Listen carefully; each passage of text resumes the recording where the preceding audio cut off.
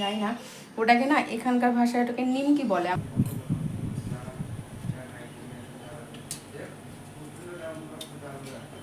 এই যে আমার ডালিয়া দুবেলার জন্যই নিয়ে নিয়েছি, কারণ ডালিয়া দুবেলা খেলে অসুবিধা নেই। তো একটু মনে হচ্ছে বেশি হয়ে যাবে দুবেলা থেকে, বুঝতে পারছি না। এটা একটু পোলাও ঝুরঝুরে টাইপেরই করবো, আর বেশি গিলগিলা করবো না। গিলগিলা আমি খেতে পারি না, ভালো লাগে না, মানে স্বাদ পাই না আমি। তো যেভাবে পছন্দ করি সেভাবেই করব। আর গুড মর্নিংয়ের সময় নেই, গুড মর্নিং জানাতে পারলাম না। Good afternoon. আশি খাওয়ানো সব কিছু কমপ্লিট হয়েছে, এখন শুধু রয়েছে রান্না, আমার স্নান। তো এখন যাবো স্নানে, ভাবলাম যে তোমাদের সামনে চলে আসি। তো আমার একটি নতুন ব্লগে তোমাদের অনেক স্বাগত, অনেক ভালোবাসা ছোট্ট একটি পরিবারে। তোমরা কেমন আছো এই গরমে অন্তত জানিও। জানি সবাই ভালো নেই এই গরমে, যা দিন দিন পড়ছে, কমবে কি কমার তো নাম নেই, বরঞ্চ বেড়েই চলেছে। আমুড়ি খাওয়ানো হলো, সকালে চা খেয়েছি, কিছু খাইনি। স্নান করে এসে খাবো, খেয়ে কি নিমকি খাবো। ওটা না কি বলেছিলাম আমার ঠিক না জানা নেই, যে চোখ যে বাক্সর মধ্যে নিয়ে এসেছিলো, তো তখন সেটা আমি কি নাম বলছিলাম জানি না।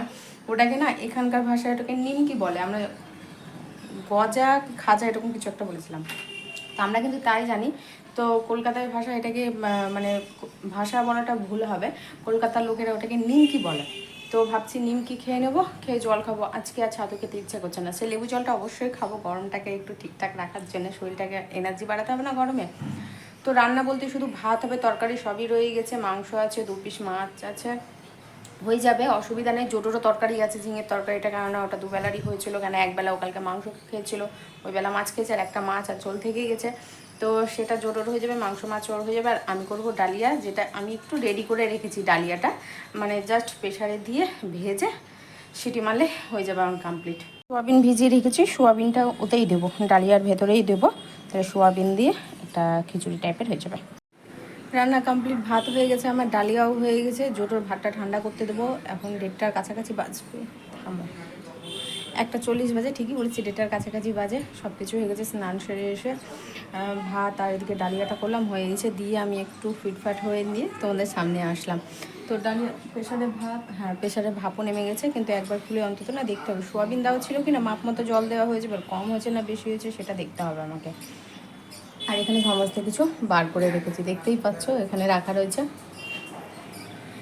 গেটটা লাগাবো, আর আর কি, আর কিছু না। গেটটা লাগিয়ে একটু ফ্যানটা ছেড়ে বসবো। ফ্যান ছাড়তে ইচ্ছে করে না, ফ্যান ছাড়লেই না ছাদে সমস্ত গরমগুলো নিচে ঘরে আমার এসে নামে। এত ছাদটা নিচু, ভাড়াটা নেওয়ার সময় কি জানি কীভাবে যে ভাড়া দেখে, কীভাবে কি বোঝে, আমি কিছু বুঝে পাই না। উপস্থিত বুদ্ধি আছে কি নেই সেটাও আমি জানি না। মানুষ 1 বছর ভাড়া থাকাতে মানুষের সব দিক থেকে সব কিছু বোঝা উচিত। জানি না, এদিকে রাখার জায়গা ছিল না, যাই হোক বেলকানিতে রাখা রয়েছে, বাদি দিলাম ওটা। ছাদটা তো মানুষ দেখে, ছাদ দেখেনি। জলের যা অবস্থা, বাপরে বাপ, কি আয়রন। মানুষ একটু বাইরে টাইরে চারিদিক খোলে মেলে দেখে যে জলের পাইপটা কোন দিক, মানে জলের পাইপ আছেই কি নেই, কিচ্ছু দেখে না। চারিপাশ কোনো কিছু দেখে না, মানে পেয়ে গেল, কে একজন দিয়ে দিল, ও এসে ঢুকে গেল, বড় বড় কথা বলে দিল, হয়ে গেল। ভুক্তভোগী হয় আমাকে, জানো তো, এই সব দিক থেকে। এদিকে খাওয়ার জলের কষ্ট, যখন জল চায় তখন জল আসে না, একদিন পর আসে, কাউকে বললে কেউ জল দিয়ে যায় না, কি অবস্থা যাচ্ছে, তাই মানে একেবারে বাজে অবস্থা।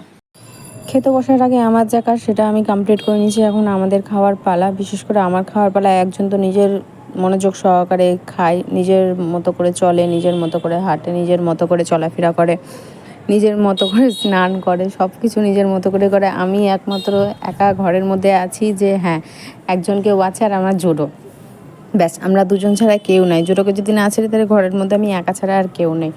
তো ভাত বাড়তে আসলাম, আর দৌড়ে তাড়াতাড়ি করে গেল স্নান করতে, ভালো কথা। তো ভাবলাম যে ও এখন স্নান করে যখন বেরোয়নি, আমার খাবারটা দেখো এখানে পাশে রাখা আছে হাঁড়ির উপরে, কারণ যে আমটা দিয়েছে, তো আমটা কেটে নেওয়া যাক। এরপরে আম কিন্তু বেশি পেকে গেলে ভালো লাগবে না খেতে, আর আমি এই আম খেতে ভীষণ পছন্দ করি, যে হালকা পাকা কাঁচা থাকবে আম, খুব সুন্দর লাগে এই আম খেতে। এই আম আমাকে যত কেটে দেবে আমি তত খেতে পারবো, কিন্তু পাকা আম খেতে পারবো না আমি।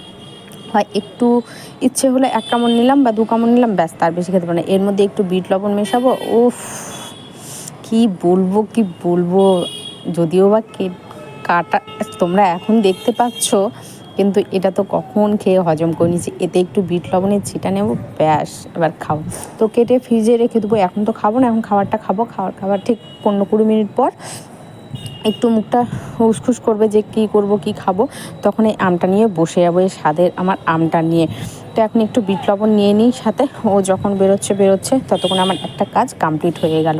আর একজনকে ঘরে রেখেছি, ও একটু আরাম করছে, মানে ও পটি করে ভীষণ হাঁপিয়ে গেছে, এত জোরে জোরে হাঁপাচ্ছে, আমার রীতিমতো ভয় লেগে যাচ্ছে যে ও হার্ট ফেল না করে দেয়। মানে মানুষ কি হাঁপায় তার থেকে ডবল হাঁপাচ্ছে। তো যদিও বা আমি এসে ছেড়ে দিয়েছি, ও যেখানে ডাইরেক্ট হাওয়াটা পড়ে ও সেখানেই বসে রয়েছে, সেখানে ও বসে থাকে, ওর গা ঠান্ডা হয়ে গেলে ও তখন সরে যায়। অবশ্য যখন খাওয়ার থালাটা নিয়ে যাব তখন না নিজেই সরে যাবে, ওকে বলতেও হয় না। হ্যাঁ, সময়ে একটু মাঝে মধ্যে বলতে হয় সর জোরে সর, যখন শোনে না তখন জোরে একটা চিৎকার করি, তখন ও নিজে সরে পড়ে। তো চলো, আমটা কাটা হয়ে গেছে, তোমাদের কোথাও যেতে হবে না, এটা আমার বোধভ্যাস জানোই। একটু অনেকটাই আয়ত্তে নিয়ে এসেছি, তবুও মাঝে মধ্যে একটু মুখ ফুসকে বেরিয়ে পড়ে আর কি। বিট লবণ নিয়ে নিয়েছি, এখন আমি একটু খেয়ে দেখি, আর লোভ সামলাতে পারছি না, জানো তো। খাবো না ভাবছিলাম, কিন্তু মনে হচ্ছে না এখনই খেয়ে শেষ করে দিই। কিন্তু এক্ষুনি যদি খেয়ে শেষ করে ফেলি তাহলে আমি তো খাবারটা খেতে পারবো না, ডালিয়াটা যে আমি রেডি করে রেখেছি সেটা আমি খেতে পারবো না। একেবারে তোমাদের সঙ্গে আমি রাত্রে দেখা করছি।